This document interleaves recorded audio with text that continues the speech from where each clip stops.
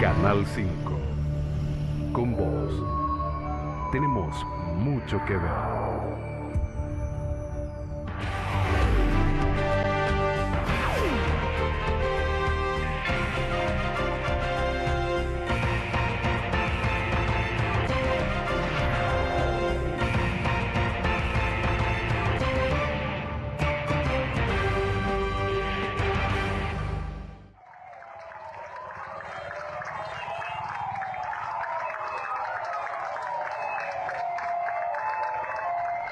En la jornada de hoy al policía Juan Vides,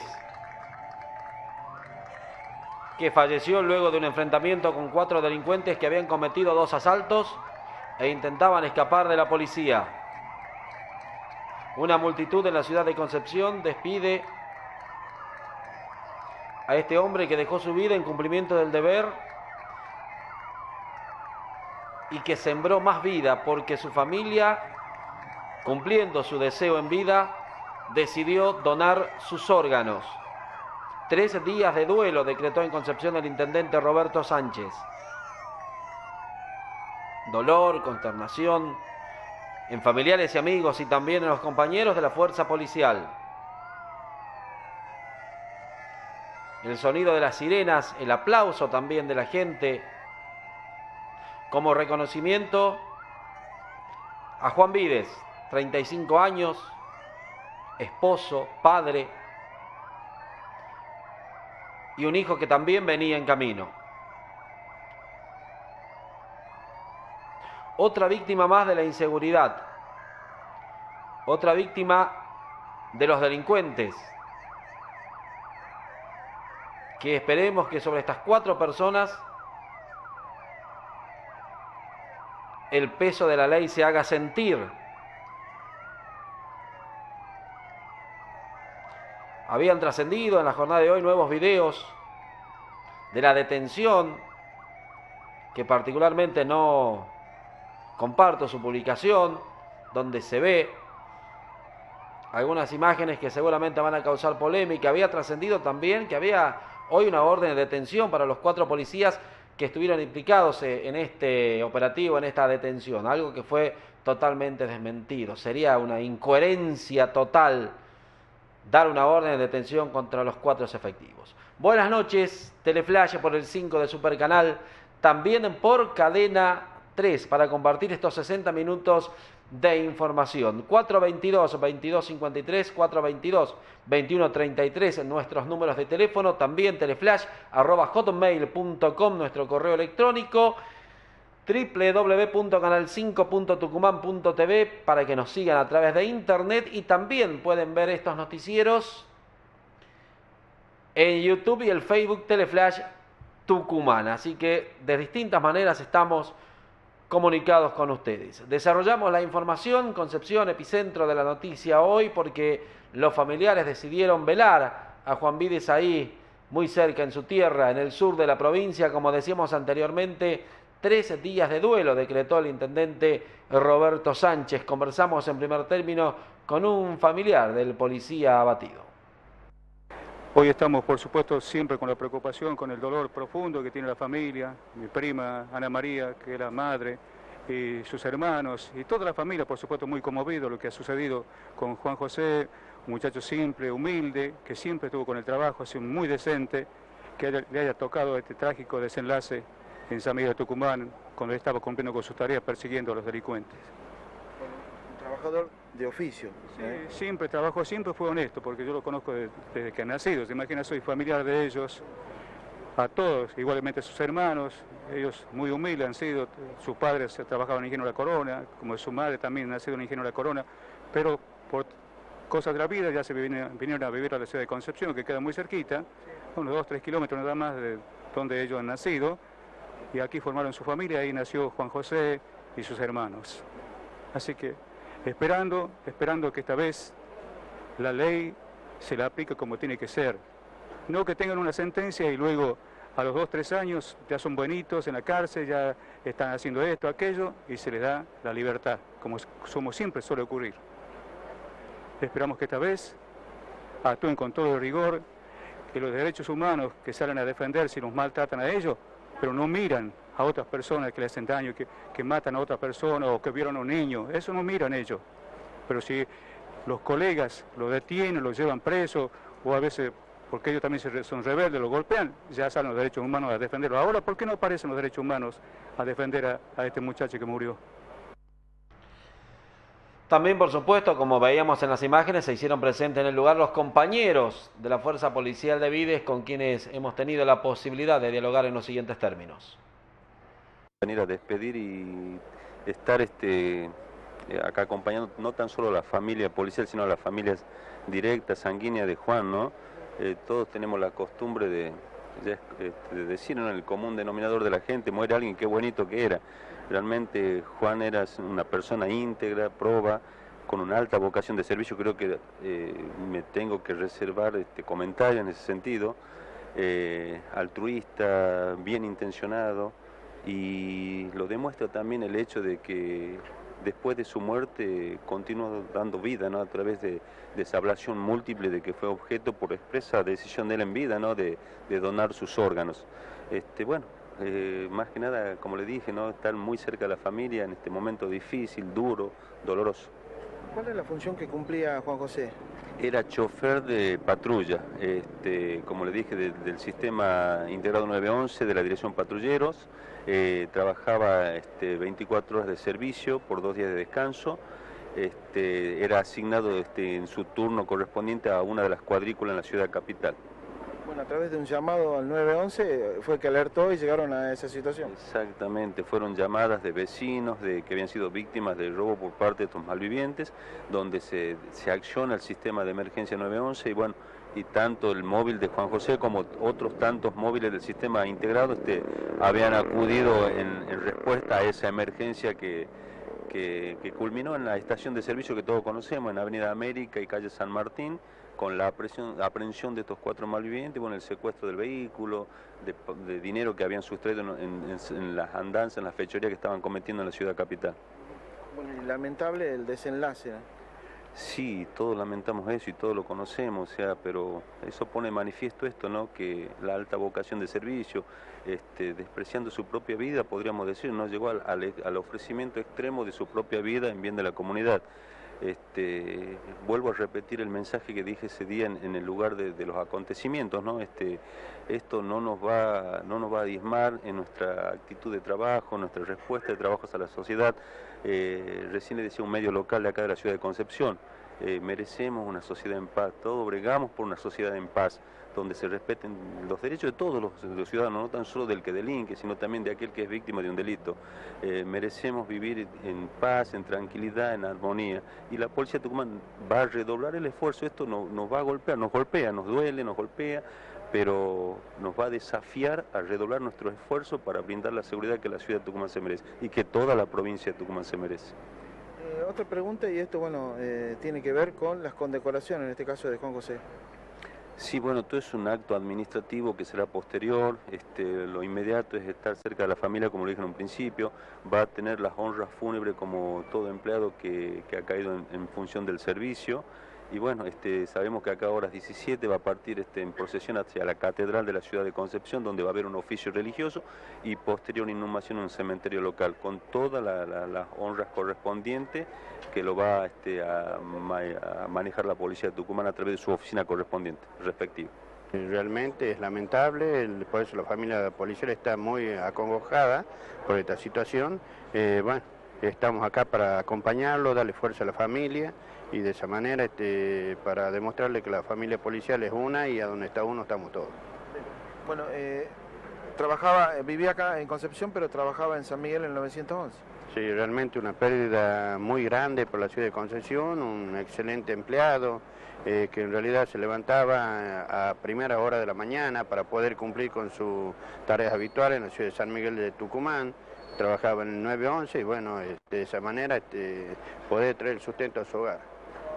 Se está trabajando sobre el hecho que se ha producido y bueno, lamentable la pérdida en este caso de este policía, y para la fuerza, bueno, la verdad es lamentable. Sí, realmente se está trabajando, igual como la justicia, creemos plenamente en la justicia, que estas personas van a ir al lugar donde tienen que estar y bueno, de esa manera llevarle por lo menos un mínimo de tranquilidad a los familiares, aunque por supuesto eso no va a reparar nada ya de lo que la vida que le han quitado a su hijo. Habló el primer mandatario provincial, Juan Mansur, tras conocerse el deceso de este policía y también, por supuesto, la posterior donación de los órganos. Yo creo que el cabo Vides, como usted lo menciona, digamos, cumplió con su vocación hasta el último, ¿no? Que fue cuidar la vida, y hasta el último siguió cuidando la vida y posibilitó que otras personas puedan seguir viviendo. Bueno, es un gesto de amor supremo y bueno, y la solidaridad obviamente con la familia que acompañó esta decisión que él había tomado en vida, pero esto habla a las claras de un gran policía, de alguien que merece ser destacado como tal, porque, repito, hasta el último cumplió con su vocación de cuidar, digamos. Así que bueno, esta es la reflexión que tengo. El ministro fiscal Edmundo Jiménez presentó un proyecto para reformar el Código Procesal Penal. También en ese proyecto habla de autarquía, pero fue consultado acerca de este caso de Juan Vides. Dice que la justicia no puede dar respuestas porque no tiene elementos. Un hecho que no es usual en Tucumán, este tipo de tiroteo. Nosotros no estábamos acostumbrados a este tipo de delito tan violento. Pero la Fiscalía está trabajando intensamente en esto, está ahora tomando declaración nuevamente a quienes son los imputados, los acusados, porque como ustedes saben, al fallecer policía se convierte el delito en un homicidio y es necesaria una nueva declaración. Van avanzadas las gestiones y las investigaciones y estamos esperando también el resultado de las pericias que tiene que mandarnos la policía para hacer algunos ajustes o algunas determinaciones en la investigación, pero somos optimistas en que vamos a esclarecer este caso que merece el mayor esfuerzo de todos, porque realmente es una cosa muy tremenda. La seguridad es, por cierto, el problema más grave y el que más nos preocupa a todos, ¿no? Y en esto, sin duda, también no escapa a nadie de que el Poder Judicial tiene un papel importante. Esto de ninguna manera, sin justificar alguna otra, otro estamento que también interviene acá. En la seguridad interviene la policía, que es quien tiene que evitar que el delito se cometa, pero luego también, cuando el delito se comete, interviene el Poder Judicial con dos, caminos que son importantes. Uno que es a quien condena a reeducarlo, cosa que hacen en común con el Poder Ejecutivo, hacen junto con el Poder Ejecutivo, y lo que es importante también es la pena, es decir, el castigo del delito, y esto sí es un resorte propio del Poder Judicial, porque el castigo del delito es lo que funciona como un elemento disuasivo de que el delito se cometa. Si no tenemos el castigo del delito, no vamos a tener seguridad. Y esta es una tarea que la justicia tiene que estar en condiciones de dar una respuesta, y que hoy no la está dando porque no tiene elementos suficientes, porque yo lo vengo repitiendo desde que he asumido.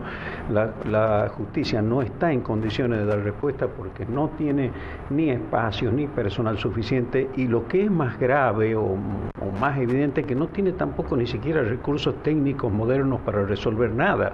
Ahora, de manera es necesario modificar algunas leyes y, por otra parte, tener un presupuesto propio a los efectos de poder agilizar la administración de justicia. Sí, seguro que es necesario modificar algunas leyes, pero también los legisladores, que son otra pata de la seguridad, necesitan del aporte de las estadísticas que le tenga que dar la justicia, de los números que le tenga que dar la policía, de las necesidades o de cómo está la situación, para que ellos también puedan producir las leyes, cosas que no tienen, porque hoy, por ejemplo, la justicia no tiene un departamento de estadística que nos esté proporcionando a nosotros qué cantidad de juicios civiles entran, qué cantidad de juicios penales, qué cantidad de homicidios, qué cantidad de juicios de familia o de divorcio, qué cantidad de... Sí, una cosa tan simple hoy en el tiempo de la informática, el Poder Judicial no lo tiene o no lo muestra también, porque en realidad esas bases de datos deben existir. Bien, teniendo en cuenta la decisión de la familia de Vides, justo hoy también el gobierno entregó 2 unidades al INCUCAI que van a estar destinadas al traslado de los órganos para ser trasplantados. La palabra de la ministra Roxana Chala. Para nosotros venir hoy al INCUCAI realmente es muy importante entregar estas camionetas que son para trasplante, en realidad son para traslado de órganos en estas, digamos, en Tucumán, donde sabemos la importancia que tiene la donación, la importancia que tiene desde el punto de vista del Hospital Padilla. Es uno de los 5 hospitales del país donde se realizan ablaciones, autorizados para realizar ablaciones. Así que bueno, hemos tenido en el último tiempo, desde que estamos en esta gestión, 4 ablaciones y se han beneficiado 8 personas por cada ablación, de 7 a 8 personas, es decir que realmente ha sido muy fructífero.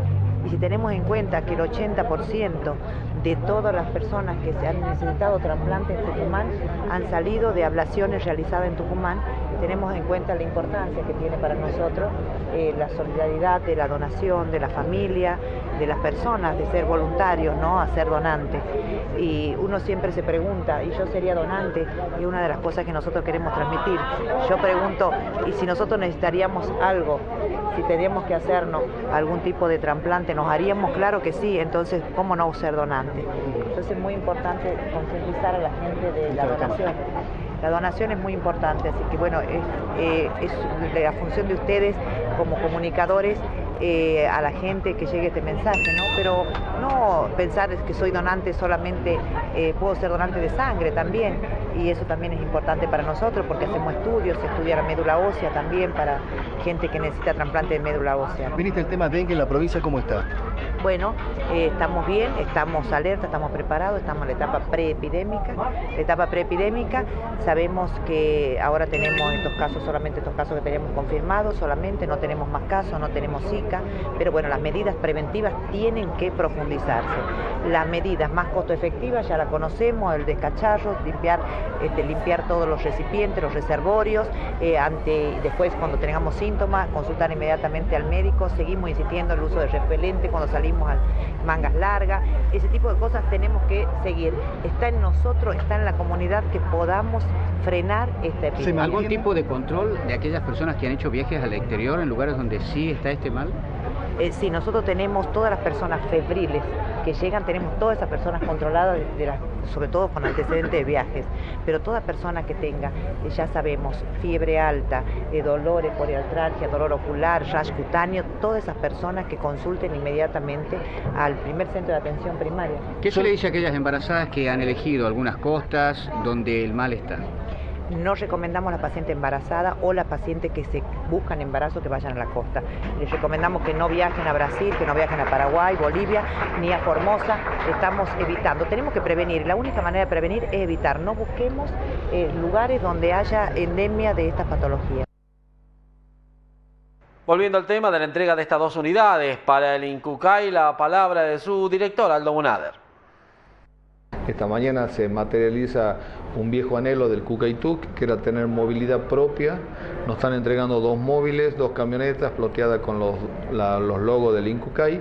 Eso nos permite mejorar los tiempos en la logística, en las ablaciones, en los trasplantes, y que para esta temática es muy importante el acortamiento de los tiempos, y esto nos va a permitir en realidad mejorar casi la mitad o ahorrar la mitad de tiempo en estos procedimientos. ¿Qué tipo de tecnología tienen los móviles, doctor? No tiene ningún tipo de tecnología médica, tiene solamente traslado. Esto es para trasladar los órganos, para trasladar pacientes de otras regiones que vienen a estudiarse, que vienen a trasplantarse, no pacientes enfermos o en situación de asistencia médica. Unidades que por cierto eran muy requeridas. Eran muy requeridas, hacía mucho tiempo que estábamos esperándolo, y hoy, gracias a Dios, se concreta ese viejo anhelo que tiene el CUCAITUC, gracias al INCUCAI y a la Gobernación de Tucumán. Doctor, el proceso de entrega de órganos, ¿cómo marcha en el país y en la provincia? Bueno, ustedes saben que Tucumán el año pasado, 2015, estuvo en el 4.º lugar en la República Argentina en cuanto a procuración e implante de órganos. Eso es un gran número para nosotros. Hemos duplicado prácticamente la procuración el año pasado. En enero estuvimos primero en toda la región, y anoche también tuvimos una ablación multiorgánica. Así que bueno, seguimos trabajando, hay mucha gente en lista de espera, hay mucha gente esperanzada en que consigamos un órgano que pueda cambiar sus vidas, que pueda salvar las vidas de otras personas, que pueda devolver la vista a algunos pacientes que están en lista de espera, y en eso estamos tratando de trabajar. Volvemos con la información en el ámbito policial. Tiene que ver con el hecho donde fue víctima una persona, una mujer más precisamente, a quien con el afán de robarle le amputaron un dedo. Estaban detenidos dos hermanos mellizos, los hermanos Godoy. Bueno, uno de ellos, Mariano, ha recuperado su libertad. Su padre dicen que sus hijos son inocentes. Ha sido a la madrugada de ayer que lo han puesto en libertad a Mariano, y para nosotros esto es un poco de algo de tranquilidad, pero no estamos conformes con todo esto. Nosotros sabemos que esto es un hecho que ha trascendido, y que nosotros tenemos la plena seguridad que ellos son inocentes, y la libertad de Mariano está hablando a las claras de eso. Estamos nosotros a la espera de que la doctora Giannoni, y creyendo que seguimos creyendo en la justicia, y que la doctora Giannoni está trabajando sobre el tema, que no es fácil de la noche a la mañana declarar culpable o inocente a cualquiera de los dos. En este caso se buscaba para mí a una persona que tenga un parecido al agresor, y que por ahí era como que era Mauro. Entonces, como decía el defensor nuestro, que no tenía por qué estar detenido, privado de la libertad, Mariano. Pero bueno, estas son cuestiones de la investigación, y bueno, uno está esperando de que esto se haga justicia, y que tenemos la plena seguridad que sí se va a hacer justicia. La libertad de Mariano está hablando a las claras que no son inocentes. Mauro continúa detenido entonces. Sí, Mauro está detenido, está mucho más tranquilo porque sabe que la defensa está trabajando para eso. Tenemos mucha confianza en el doctor Pedernera, sabemos que es un hombre que va a luchar por su más sabiendo que es inocente, y creemos en la doctora Giannoni, que está trabajando. Nosotros para nada estamos presionando para que esto salga ya, sabemos que tiene un proceso de investigación, y bueno, confiamos en que todo se va a dilucidar y se va a llegar. Lo que sí quisiéramos que el agresor sea detenido, que lleguen a concretar y a definir quién es por esta señora que fue agredida brutalmente, y que nos solidarizamos con ella también, y hacemos nosotros estamos repudiando este acto de brutal que ha sido cometido, y que bueno, desgraciadamente ha caído sobre mis hijos. Decíamos, Mariano Godoy ha recuperado su libertad. Dijo que no conocen a la víctima, que no saben por qué están implicados en este hecho. Dialogamos con él. Sí, mucho más tranquilo por mi libertad. Tranquilo nunca voy a estar hasta que no lo tenga mi hermano al lado mío, porque sé que es inocente. Tratar de entender todo lo que está pasando aquí, porque ni mi hermano que está adentro todavía no le entra en su cabeza por qué lo tienen detenido a él, una persona que nunca le hizo daño a nadie, trabaja para la gente, y bueno, más tranquilo seguro. ¿Por qué crees que los culpan a...? Eso es lo que no me entra en la cabeza, ¿por qué estamos involucrados los dos? Bueno, ahora está involucrado él solo ya, pero ¿por qué no han involucrado así? Eso es lo que no nos entra en la cabeza. ¿Qué quieren con nosotros? ¿Por qué él? ¿Por qué nos ha tocado a nosotros esto? Se está analizando el cruce de los llamados. ¿Hubo comunicación entre ustedes y la señora en algún momento? En ningún momento hubo, no hay relación, ni la conocemos a esa señora, no sé, me encantaría conocerla personalmente, porque sinceramente no la conocemos, nunca hemos tenido contacto, diálogo, nada con esa señora. ¿Cómo fueron estos días que estuviste detenido? Días inexplicables, los días que pasaba adentro, porque no se te explica lo que se pasa adentro, lo que se pasa aquí, no hay cómo explicar. Te privan de una libertad que te mereces la libertad porque no hiciste nada, y te cagan la vida con esto, que nos arruinan la vida haciendo esto. ¿Crees en la justicia todavía? Creo en la justicia, creo en Dios. Por eso estamos acá y vamos a luchar hasta el último, hasta sacarlo a mi hermano, porque es un inocente. Muy bien, vamos a seguir con atención a ver cómo se resuelve este caso. Luego de la pausa va a estar con nosotros el doctor Ricardo Vega, como cada jueves acá en Teleflash. Pausa, ya volvemos. Paro de transporte por 24 horas a partir de las 0 de este viernes.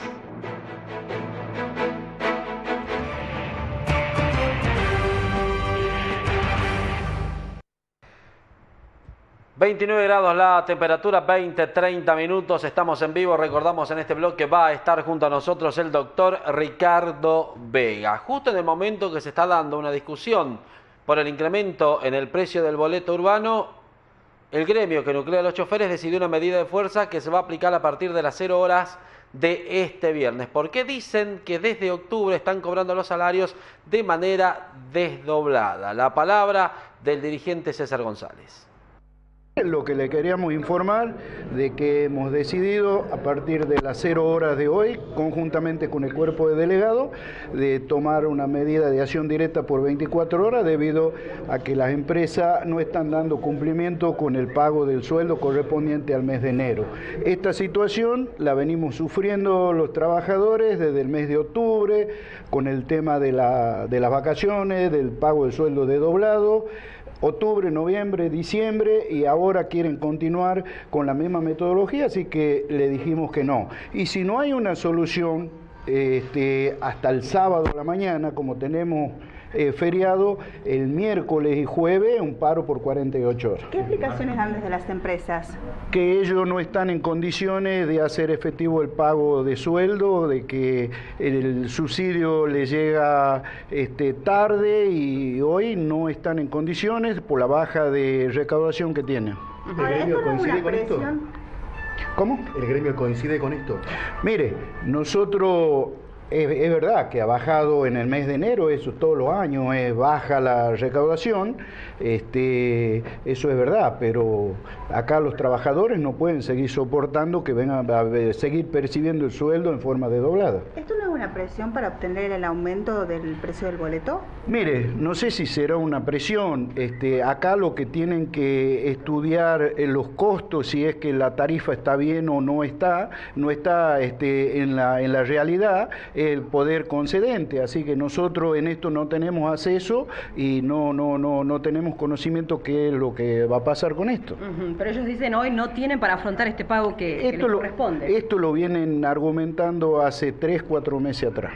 Que coincide justamente con el pedido de incremento. Lo vienen pidiendo desde el mes de octubre, noviembre creo. ¿El paro de actividades qué servicios involucra? Todos los servicios, tanto urbano, metropolitano y de media distancia, en su totalidad.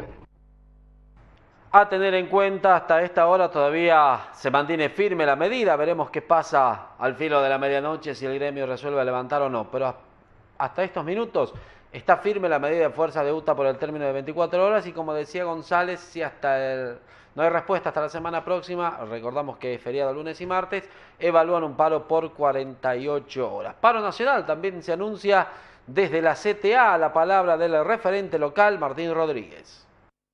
En principio, la Conducción Nacional de Arte decidió un paro por el día 24 de febrero, un paro nacional de trabajadores nacionales.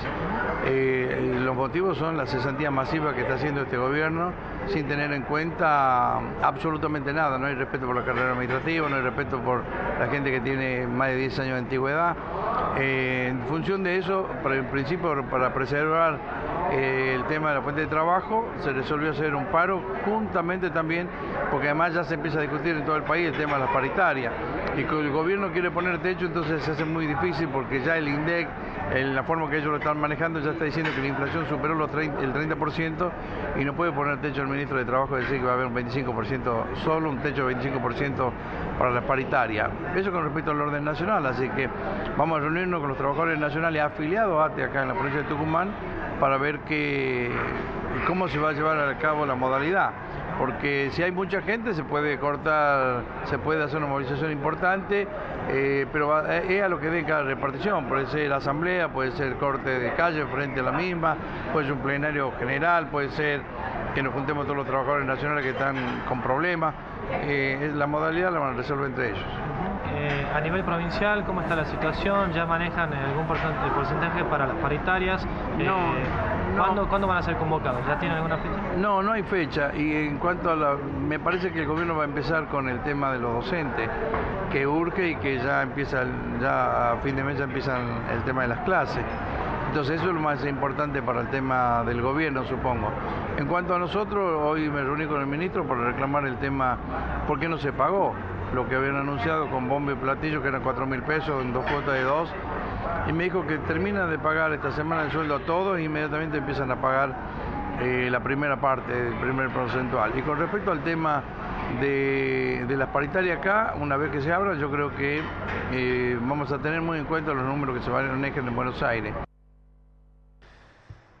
Se vienen las discusiones salariales, las paritarias. Desde los municipales del interior plantean un aumento del 45%, así lo hace saber Vicente Ruiz. Muy preocupante la situación, no solamente en lo municipal, en las comunas del interior de la provincia de Tucumán. A nivel nacional, te digo, no solamente también en los estatales, también en la parte privada. Es preocupante la cantidad de cesantías que hay, tanto en los petroleros como las fábricas, suspensiones ya de contratados, a los contratados no le han seguido dando los contratos, siguen los trabajadores en negro, ¿para qué vamos a hablar? Eso han quedado totalmente afuera, las cooperativas. Bueno, en Tucumán eso se ve patético en las municipalidades. En las municipalidades una gran mayoría de compañeros que han hecho las obras públicas del gobierno anterior han sido monotributistas, han estado en cooperativas, sus compañeros están paralizados totalmente. Es una situación preocupante. Nosotros acá hemos logrado conseguir 4.000 pesos, 2.000 en enero y 2.000 en febrero. Se viene la discusión paritaria. Nosotros lo que tenemos que discutir con los gremios, tanto estatales como privados, unir la lucha para que podamos lograr recuperar una parte significativa de la pérdida del poder adquisitivo, porque hemos tenido, con la desvaluación del mes de enero, hemos tenido más de un 40% de pérdida de poder adquisitivo en nuestro sueldo. Eso quiere decir que nosotros tenemos que los 4.000 pesos, esto que lo vamos a cobrar, que todavía no lo hemos cobrado, casualmente hoy hemos hablado aquí en la Casa de Gobierno, dicen, hay un compromiso que en el transcurso de la próxima semana van a ser efectivos a través de una planilla adicional, que esos 4.000 pesos queden en el sueldo. Más eso tenemos que discutir un porcentaje. El año pasado nosotros hemos conseguido 2.500 pesos y un 30% en el básico de cada categoría. Hoy no tenemos que hablar menos de un 45% del básico de cada categoría, incluidos los 4.000 pesos. Muy bien, los conceptos entonces del dirigente de los municipales del interior, Vicente Ruiz, dando ya un número para plantear en la mesa de negociación salarial. Cambiamos de tema. El secretario de Gestión Educativa de la Nación estuvo reunido con el gabinete municipal, reunión que encabezó el intendente Germán Alfaro. Conversamos nosotros con el funcionario nacional. Estuvimos conversando con el intendente primero sobre la necesidad de un gran acuerdo social educativo, el desafío que todos los actores de la sociedad, el presidente de la Nación, los gobernadores, los intendentes, los intelectuales, los sindicalistas, los empresarios, todo el conjunto de la sociedad, entendamos que necesitamos hacer un gran acuerdo en torno a la escuela, algunos desafíos muy puntuales de la localidad, alguna preocupación incluso sobre cuestiones más administrativas vinculadas al sistema educativo, y el desafío también de pensar una escuela nueva que le permita a la gente de San Miguel de Tucumán no tener límites, que la escuela sea un lugar de desarrollo personal donde puedan encontrar los chicos las alas para volar cuán alto ellos quieran. También se dialogó sobre el Fondo Educativo Docente que la provincia de Tucumán le retiene a la Municipalidad de San Miguel de Tucumán. ¿De qué manera la Nación puede actuar para resolver e intervenir en este conflicto? Yo le planteaba recién, bueno, algunas cuestiones administrativas puntuales que estuvimos conversando. Uno es el fondo educativo, el otro es el FONIT. Nosotros hemos tomado el compromiso de ver si esos fondos, la Nación, están incluidos en la transferencia y si así es, que entiendo que debe ser así, conversar con el gobierno provincial para poder destrabarlo. Desde el Ministerio de Educación de la Nación, ¿cuáles son las reformas o cambios principales que se están planteando en cuanto a gestión educativa? En primer lugar, nosotros necesitamos, en el marco de ese acuerdo que planteaba antes, una escuela que pueda enseñar y aprender. Tenemos que devolverle el norte y el corazón educativo a la escuela, recuperar el liderazgo de los docentes. Nosotros estamos enviando el mes que viene un proyecto de ley de reforma del Código Penal al Congreso Nacional para que sea un agravante la agresión a un docente. Estamos convencidos, el presidente Macri, el ministro Esteban Bullrich y todos los que tenemos el honor de trabajar con ellos, de que el docente debe ser el funcionario más público, más importante de la sociedad argentina. Los japoneses, el único que no se inclina ante, que no se reverencia ante el emperador es el maestro, porque ellos dicen, sin maestro no hay emperador. Queremos cuidar a nuestros maestros como líderes de esa escuela que nos pueda llevar al futuro. Tenemos el desafío de garantizar la universalidad de sala de 5 y de sala de 4, que ya son ley en la Argentina, y la mayoría de las provincias hoy no están llegando, sobre todo en sala de 4, pero además queremos garantizar que todos los chicos a partir de los 3 años puedan ir a la sala de 3 y garantizar su obligatoriedad, construyendo 3.000 jardines.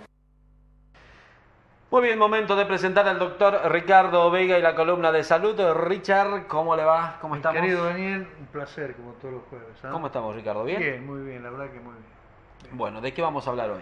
Bueno, hoy he traído un tema que realmente me parece interesante. Daniel, es un tema que... ¿Lo evaluó con algunos colegas el tema que vamos a tratar hoy o no? Bueno, hay algunos colegas que esto les gusta, otros colegas que les gusta menos, porque son temas que de alguna manera nos tocan en forma oblicua o transversal a todos, médicos y no médicos. Y aspirantes a médicos. Y antes o después, mi querido Daniel, ¿no? O quiera Dios que a veces nunca también algunos de los aspectos que vamos a tocar. Muy bien. Doctor, nos saca un segundo. Un hombre inteligente que siempre hace buenas reflexiones, cortito y sintético. Lo que ha pasado con el caso este de Policía Vides. Y bueno, es tremendamente penoso, Daniel, eso es una situación, son aspectos que yo creo que ya todo el mundo lo está diciendo, es una cuestión ya casi popular totalmente, la inseguridad es tremenda, ya no solamente es cuestiones de robo, sino asesinatos lisos y llanos, una persona tan joven como un policía, y como yo escuché por ahí, bueno, esto es bilateral la cosa, ¿no? Los derechos humanos tienen que existir para los dos lados, cada vez como que es más fuerte la delincuencia, hay, no sé, y creo que la fuerza de seguridad... Una sociedad muy desprotegida. Muy desprotegida, totalmente desprotegida, y esto lo siente todo el mundo lo percibe, todo el mundo tiene esta inseguridad, y yo me recuerdo, por hace muchos años atrás, cuando uno hablaba que en Nueva York, que en San Pablo, que en Río de Janeiro, y hoy nos pasa esto aquí a nosotros, uno sale y puede pasar cualquier cosa, por un reloj, por un celular, por una bicicleta. Por un par de zapatillas. Por un par de zapatillas te matan. Realmente creo que se ha desmembrado tremendamente el tejido social y la estructura de valores. Hay un tema en debate. ¿Las leyes se tienen que modificar? ¿Tienen que ser más duras? Yo creo que no es un tema, claramente no es un tema mío, pero como ciudadano común. Un ciudadano común, yo creo que sí. Mucha gente dice que no pasa por el tema de las leyes, que no pasa por... Yo creo que sí pasa por endurecer las leyes. Tiene que venir acompañado, como, qué sé yo, mejoras en educación, por ejemplo. Por supuesto, pero Daniel, tomemos un ejemplo famoso, y que todo el mundo habla del ejemplo clásico de la delincuencia tremenda que había en Nueva York, la gente ya no iba más de visita, se le acababa el turismo, y este famoso alcalde que puso con esa frase tolerancia cero, y bueno, nada, endureció y la cosa cambió, porque si yo voy a esperar educación, está bárbaro, es el fundamento y el cimiento de todo, pero tengo que esperar varios años. Sí. Ya no lo va a ver ni usted, ni vos, Daniel, ni yo, ya no lo vamos a ver, hasta que esos chicos sean educados. Ambas cosas, yo creo que a Dios rogando y con el mazo dando. Las leyes tienen que ser más duras, y toda una estructura que está totalmente corrupta. Uno ve Esto, yo no estoy muy al tanto, pero usted me dirá, esta gente, la mayoría ya había estado presa y salió. Tenía permiso extramuros y no volvió. Tenía permiso, entonces estamos siempre en la misma historia, Muchas fallas. Eso tiene que cambiar, A lo nuestro, Ricardo. Bueno, yo hoy el tema que iba a tratar es justamente sobre una persona que ha sido trascendente a nivel universal desde múltiples aspectos y claramente tiene mucho que ver con cuestiones médicas y es por eso que yo voy a tratar de transmitir la vida de esta persona, que en contraposición a lo que estamos hablando es un claro ejemplo de una enorme cantidad de aspectos positivos que vuelcan hacia la humanidad cuestiones que antes o después son realmente positivas. Me estoy refiriendo, y podemos ir a la primera placa, si ustedes así lo desean, a quien era conocida popularmente o clásicamente como Madame Curie. Ella era María, se la conoce como Marie Curie. En realidad su verdadero nombre era María Salomea Sklodowska. María Salomea Sklodowska, y ese nombre y ese apellido justamente porque ella nace en Polonia, allá por el 1867, exactamente un 7 de noviembre de 1867 nace en Varsovia. Y va a morir a los 66 años en Francia, un 4 de julio.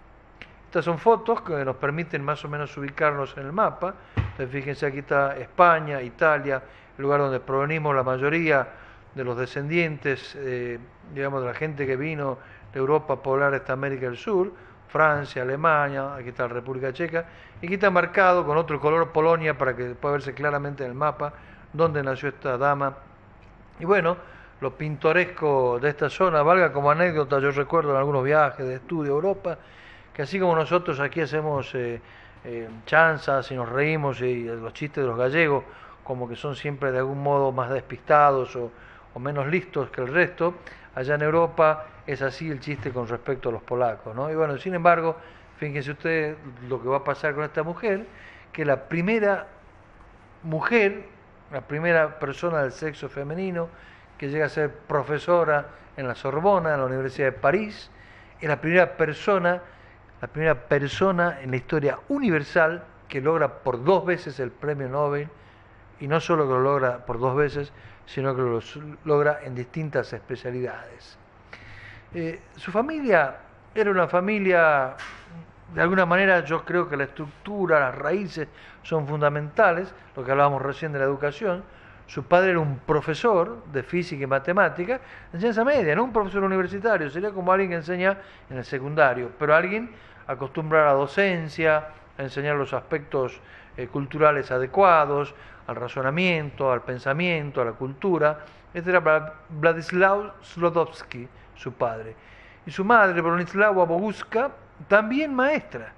Entonces, claro, yo creo que esto tiene mucho que ver sobre algo que era, digamos, ya iba a ser un fruto importante, como Madame Curie. Su madre era maestra y tenía también, fíjense ustedes, ese perfil, llamémosle artístico, porque era pianista, cantante, y ella nace en esta familia junto a 4 hermanos, eran todos mayores, ella era la menor, eran 3 mujeres y un varón, de modo tal que ella era la 5ª hija de esta familia.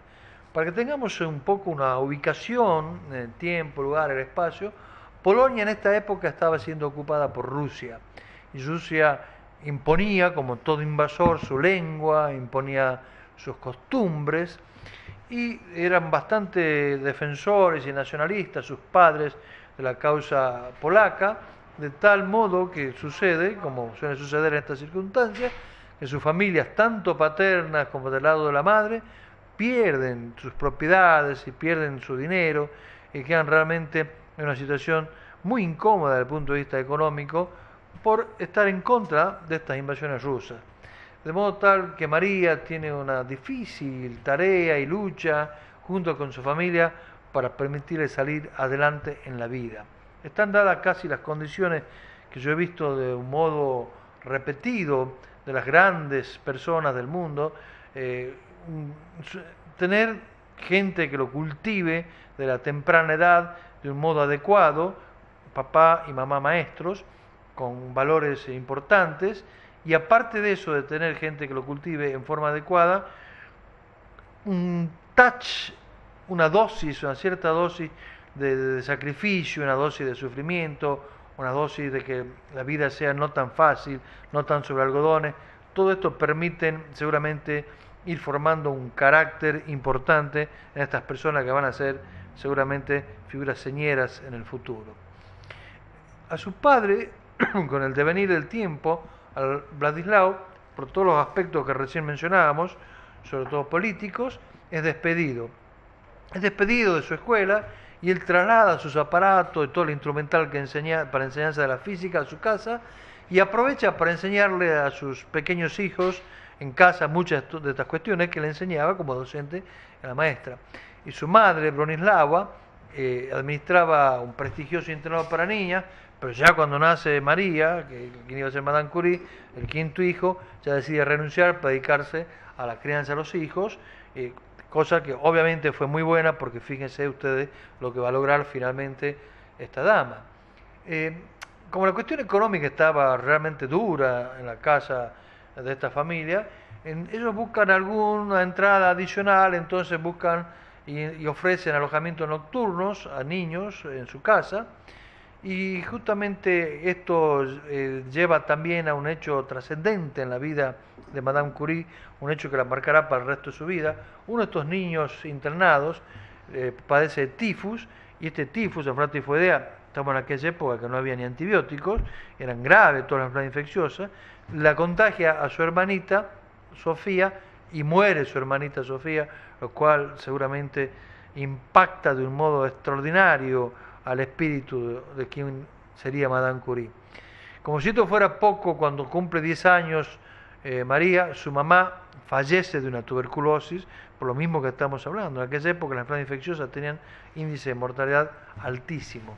Su madre era profundamente religiosa y católica y cristiana, no tanto así su papá, pero todos estos hechos, todos estos golpes, a veces por ahí generan cuestiones un poco difíciles, y a veces la reconciliación con la religión llega un tiempo, y esto la convierte a ella se convierte en el resto de su vida en una agnóstica, es decir, creía en Dios, pero no en el Dios que le decían exactamente ni de una religión ni de la otra, sino en una versión, digamos, de búsqueda permanente de un Dios probablemente distinto al que habían concebido las distintas religiones o las interpretaciones de los hombres. A los 10 años ingresa a una escuela, a un internado, y ya empieza a sobresalir su intelecto y logra una medalla de oro. Sin embargo, con todos estos golpes que venían sucediendo, entra en una profunda depresión, y bueno, en esta depresión le envía su papá a que se recupere, va al campo de Polonia, a unos parientes que tenían ellos, y pasa un año en este campo, en una vida un poco más tranquila y más en paz, lejos de una capital agresiva con todas las cuestiones estas de las invasiones. Quiere luego volver y estudiar a la universidad, hacer sus estudios universitarios superiores, pero volvemos a remontarnos y a tratar de ubicarnos en aquella época. Como era mujer, no se lo permiten. Directamente una mujer no podía entrar a la universidad. Entonces ella logra entrar a una universidad clandestina flotante, se llamaba así, Uniwersytet Latajasi, espero que se pronuncie así, en polaco, que era eso, una universidad flotante clandestina que existía en Polonia, donde sí podían estudiar las mujeres que por el simple hecho de ser de sexo femenino no le permitían estudiar. Su hermanita, Bronislava, ya cuando empiezan a pasar los años, quería estudiar también en la universidad, quería estudiar medicina, entonces hace un pacto con María y dice, bueno, yo voy a ir a estudiar medicina en París y durante 2 años vos me vas a ayudar económicamente y luego yo te voy a llevar a París y te voy a ayudar a vos desde allá. Bueno, hecho este pacto, Bronislava parte hacia París y María empieza a trabajar como institutriz, enseñando en una familia terrateniente a los niños de esa familia, y durante 2 años permanece en esta tarea y bueno, enviándole dinero a su hermana. Pero sucede también que se enamora de uno de los jóvenes de esta familia, que era Casimir Soborowski, pero los padres de este joven rechazan absolutamente la posibilidad de que se case con María, porque ella provenía de una familia de un origen económico completamente diferente, pobre, humilde, y simplemente por eso la rechazan. Todas estas cuestiones que en aquella época eran mucho más fuertes y existían, y probablemente hoy existen también, pero mucho menos. Su hermana finalmente, viviendo en París, se casa con un médico polaco y lo invita, le dice: María, ven con nosotros, únete con nosotros, te vamos a ayudar, ven a la pensión que estamos nosotros. Pero ella, como no tiene dinero para pagar la matrícula, rechaza, porque su hermana tampoco tiene una situación muy importante económica en París, en una situación precaria.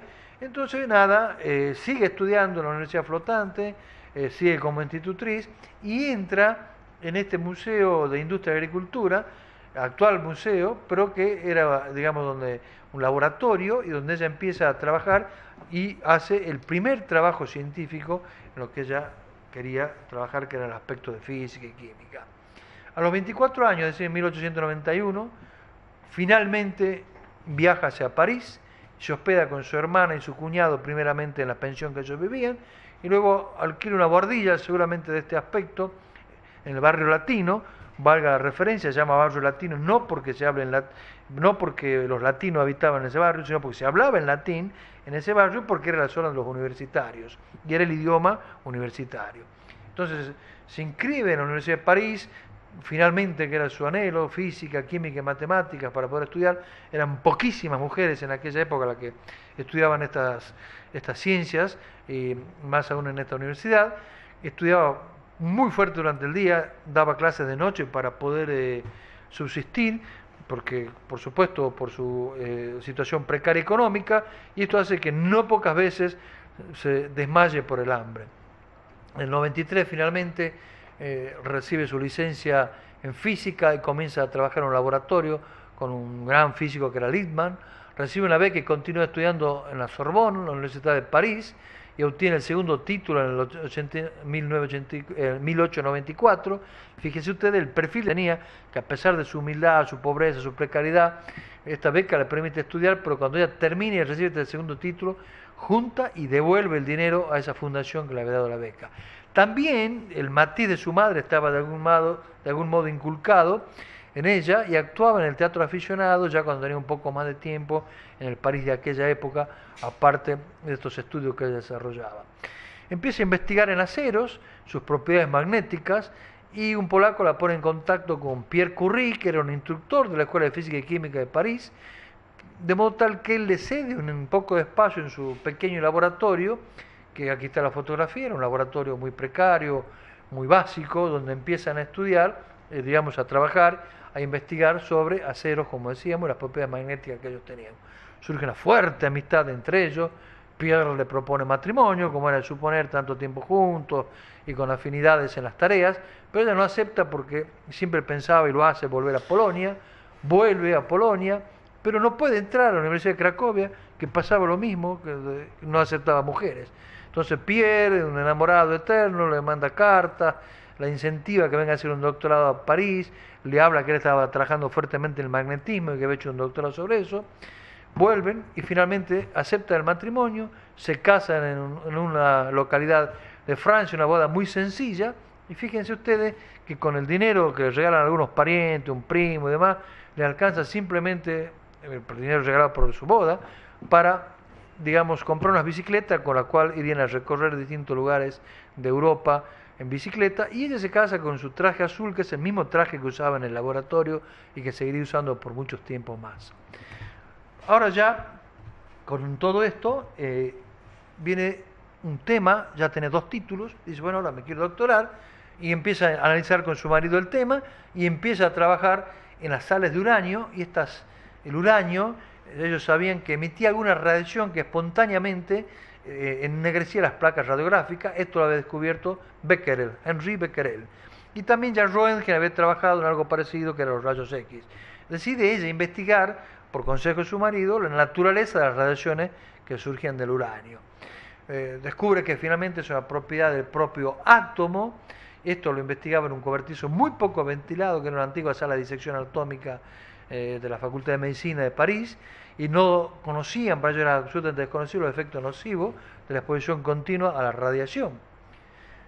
Sucede que en el devenir de toda esta investigación, aparte del uranio, descubre otros elementos, el torio, que también era radioactivo, y otro elemento más aún, que le pone polonio en honor a su Polonia natal, junto con su marido, este otro elemento, y luego descubren el radium, el famoso radium, y con toda la radiactividad que sabemos que era muchísimo más poderosa del radio. Y ya empieza a aparecer en esta época inflamación en sus dedos, que era la enfermedad por los rayos.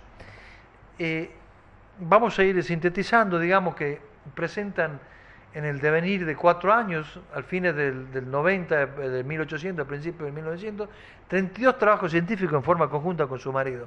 Yo aquí les quiero resaltar algo que aún hoy se utiliza con mucha intensidad, que ellos descubren que al exponer al ser humano al radio, que es las radiaciones que salían de este metal, las células cancerosas se destruían mucho más rápido que las células normales.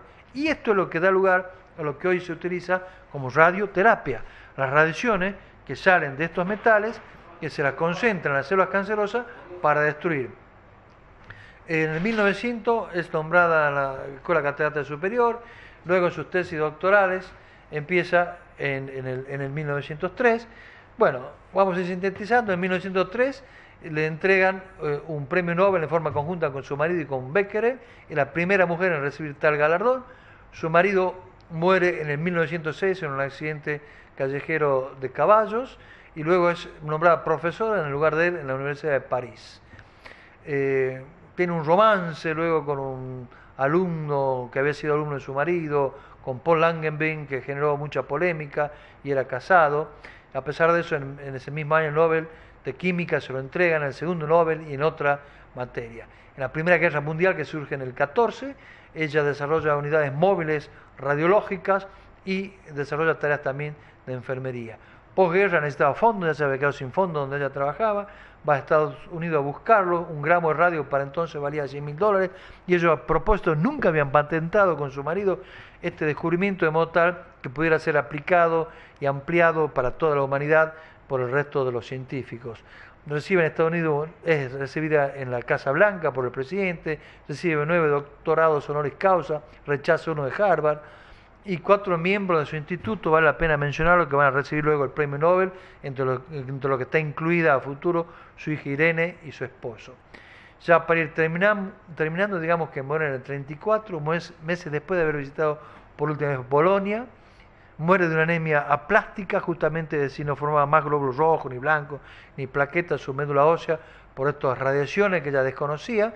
Ella llevaba los tubos con radioisótopos en el bolsillo, y François Mitterrand luego traslada en el 95 sus restos al Panteón de París y dice esta expresión como que es la primera mujer que fue doctora en ciencia, profesora en la Sorbona, y también la primera en recibir un premio Nobel, y es la primera que es también en reposar en el famoso Panteón de París.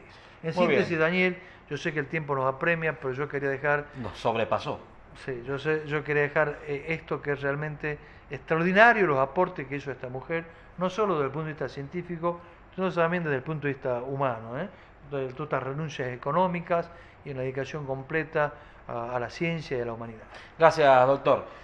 Estamos ya en la despedida, lo esperamos al doctor Ricardo Vega el próximo jueves. Cortito, datos del tiempo, y ya nos vamos en esta emisión de Teleflash por el 5 de Supercanal. La máxima fue de 30 grados, la mínima de 21, la sensación térmica de 37, la presión de 954 en hectopascales, la temperatura actual llega a los 29 grados con una humedad del 60%. Punto final, hasta acá llegamos, los esperamos mañana a las 20. Chao, buenas noches.